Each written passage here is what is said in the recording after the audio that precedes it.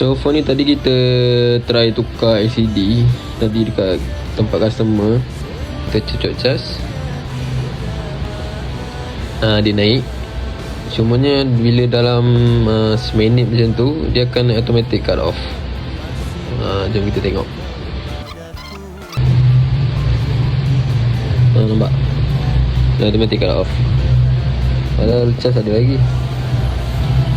So untuk isu ni kita try dulu tukar bateri. Sebab tadi saya tak bawa bateri kat rumah, tinggal pula. So kita bawa handphone ni balik rumah, dah bagi tahu customer tadi. Dan kita try dulu tukar bateri. Kebetulan ada satu